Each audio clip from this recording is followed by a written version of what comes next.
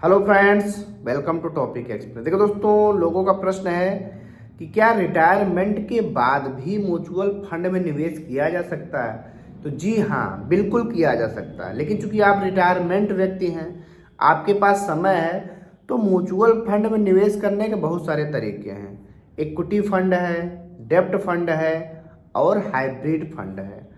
सभी फंड के रिटर्न अलग अलग हैं और सभी पर फंड का जो रिस्क है यानी जोखिम है वो भी अलग अलग है।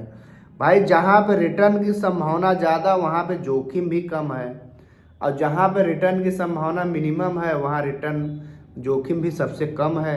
और जो मध्यम वाला होता है हाइब्रिड, तो सभी के बारे में चलिए जानते हैं। अब देखिए, अगर आप रिटायरमेंट लिए हैं तो आपके पास 5 से 10 साल का टाइम है, तो आपको अपना पैसा इक्विटी फंड में कम डालना चाहिए। अगर संभावना है मार्केट गिरा है तो आप डाल सकते हैं, लेकिन वहाँ पर रिस्क काफ़ी ज़्यादा है। तो हमारे हिसाब से आपको अपना पैसा डेब्ट फंड और हाइब्रिड फंड में डालना चाहिए।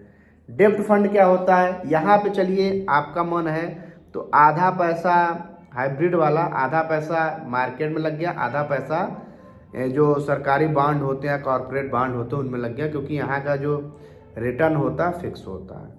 या तो आपको रिस्क बहुत कम लेना तो आप पैसा अपना डाल दिए डेब्ट फंड में, यानी जो आपका पैसा सरकारी बॉन्ड, डिबेंचर या कॉर्पोरेट बॉन्ड है उनमें लगा हुआ है, तब भी आपका पैसा 10 से 11% यानी एफडी से ज़्यादा रिटर्न दे रहा है, तो यहाँ पे आप डाल सकते हैं। अब देखिए, या तो आपको टैक्स भी बचाना है तो आप ELSS स्कीम में जा सकते हैं, यानी इक्विटी लिंक्ड सेविंग स्कीम में जा सकते हैं। लेकिन इसके लिए आपको 3 साल का इंतजार करना पड़ेगा, तब जाके आपको टैक्स बेनिफिट मिलेगा, क्योंकि आपका पैसा भी 3 साल के लिए ALSS में लॉक हो जाएगा। अब देखिए, आपको क्या करना, आपको स्मार्ट तरीके से फंड का चयन करना है।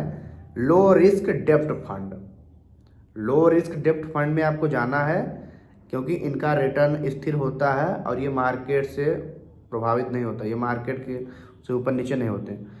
इक्विटी फंड में निवेश से बचे, मैंने शुरू में ही आपको बताया ना, क्योंकि ये बहुत ज़्यादा जोखिम भरे होते हैं। भाई, अब आप रिटायरमेंट हैं, आपके पास समय ज़्यादा नहीं है।